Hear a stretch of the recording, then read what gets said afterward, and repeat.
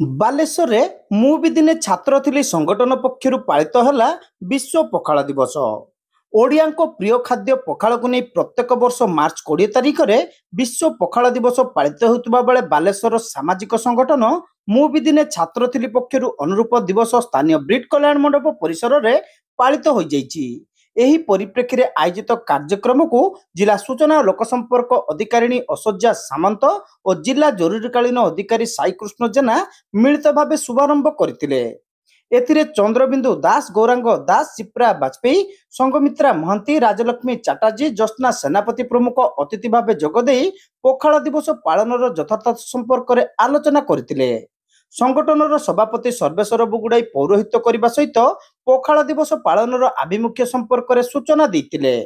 ପ୍ରତ୍ୟେକ ଓଡ଼ିଆଙ୍କ ପ୍ରିୟ ଖାଦ୍ୟ ପଖାଳକୁ ନେଇ ସମସ୍ତଙ୍କ ମଧ୍ୟରେ ଆଗ୍ରହ ବଢ଼ାଇବା ଲକ୍ଷ୍ୟରେ ଏହି କାର୍ଯ୍ୟକ୍ରମ ଆୟୋଜିତ ହୋଇଥିବା ଶ୍ରୀ ବୁଗୁଡାଇ କହିଥିଲେ। ମୁଁ ବି ଦିନେ ଛାତ୍ର ଥିଲି ସଂଗଠନ କରାହେଉଛି। ମୁଁ ଫାଉଣ୍ଡର ନିଜେ ସର୍ବେଶ୍ୱର ବୁଗୁଡାଇ।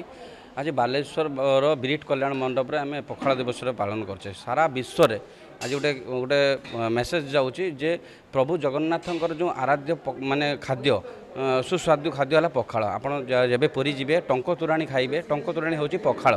ସେ ପଖାଳ ମୁଁ ସାରା ବିଶ୍ୱକୁ, ସାରା ଓଡ଼ିଶାବାସୀଙ୍କୁ, ସାରା ବାଲେଶ୍ୱରବାସୀଙ୍କୁ ନିବେଦନ କରିବି, ଅନୁରୋଧ କରିବି ଯେ ପଖାଳ ଡେଲି ଖାଆନ୍ତୁ। ଆଉ ପଖାଳ ଦିବସ ଆଜି ଭଳି ଦିନରେ ପଖାଳ ଦିବସରେ ପାଳନ କରନ୍ତୁ। ଆଉ ସମସ୍ତଙ୍କୁ ଭାଇଚାରାର ସହ ସାଙ୍ଗସାଥି ସହ ଆସି କେଉଁଠି ନା କେଉଁଠି ଗୋଟେ ପାର୍ଟି ହେଉ, କିଟି ପାର୍ଟି ହେଉ, ଗୋଟେ ପଖାଳ ଦିବସଟା ପାଳନ କରନ୍ତୁ। ଏଥିରେ ବାଲେଶ୍ୱର ସହରର ବହୁ ମାନ୍ୟଗଣ୍ୟ ବ୍ୟକ୍ତି ଯୋଗଦେଇ ପଖାଳ ସେବନ କରିଥିଲେ। ସମସ୍ତେ ସୁଆଦିଆ ଦହି ପଖାଳ ସହିତ ଶାଗ, ଆଳୁ ବାଇଗଣ ଭଜା, ପୋଟଳ ଭେଣ୍ଡି ଭଜା, ବାଇଗଣ ଚକଟା, ଛତୁ ବେସର, କଞ୍ଚା ଆମ୍ବ ଚଟଣି, ବଡ଼ିଚୋରା, ବିଲାତି ଆଳୁ ଚଟଣି, କାକୁଡି ସାଲାଡ ପ୍ରଭୃତି ସୁଆଦିଆ ବ୍ୟଞ୍ଜନର ମଜା ନେଇଥିଲେ। ସଂଗଠନର ସମ୍ପାଦକ ରାକେଶ ଗିରି ବିଶ୍ୱ ପଖାଳ ଦିବସ ପାଳନର ଆବଶ୍ୟକତା ସହ ଉତ୍ତମ ସ୍ୱାସ୍ଥ୍ୟ ପାଇଁ ପଖାଳର ଉପାଦେୟତା ସମ୍ପର୍କରେ ଆଲୋଚନା କରିଥିଲେ। ପଖାଳ ଦିବସର ପାଳନ କରିବାର ମୁହୂର୍ତ୍ତ ଏଇଆ ଯେ ଜଗନ୍ନାଥ ମହାପ୍ରଭୁଙ୍କର ଯେତେବେଳେ ପେଟ ଖରାପ ହେଇଯାଏ ସେତେବେଳେ ତାଙ୍କୁ ପଖାଳ ଦିଆଯାଏ। ସେ ପଖାଳ ଖାଇକି ସତେଜ ହେଇଯିବେ। ମହାପ୍ରଭୁ ଯେଉଁଠି ପଖାଳ ଖାଉଛନ୍ତି ଏଇ ଗରମ ମାନେ ମାର୍ଚ୍ଚ 20 କାହିଁକି ଏଇଟା ହେଲା, ଏ ତ ଡିସେମ୍ବରରେ ବି ହେଇପାରିଥାନ୍ତା। ଏଇଥିପାଇଁ ଡିସେମ୍ବରରେ ନ କରିକି ମାର୍ଚ୍ଚ 20 ପଖାଳ ଦିବସ ପାଳନ କରାଯାଉଛି ଯେ ଗରମ ଆସୁଛି, ବର୍ତ୍ତମାନ ଦେହ ଆମ ଡିହାଇଡ୍ରେଟ୍ ହେଇଯିବ। ପଖାଳ ମାନେ ସତେଜ ପଖାଳ ଖାଇଲେ ବଡି ହାଇଡ୍ରେଟ୍ ହେବ, ଏଇଟା ଗୋଟେ ସାଇଣ୍ଟିଫିକ୍ ରିଜନ୍।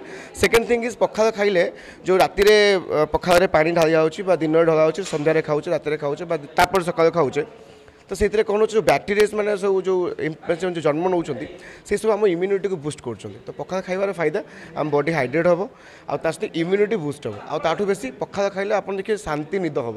ତ ଏଇଥିପାଇଁ ପଖାଳ ଦିବସର ମହତ୍ତ୍ୱ ଆମେ ଏଇଟା ଭାବୁଛୁ। ରଞ୍ଜନ ଜେନା ଓ ସୁରଜ ସାହାଣୀଙ୍କ ସମେତ ସଂଗଠନର ବହୁ ସଦସ୍ୟ ଉପସ୍ଥିତ ରହି କାର୍ଯ୍ୟକ୍ରମ ପରିଚାଳନା କରିଥିଲେ।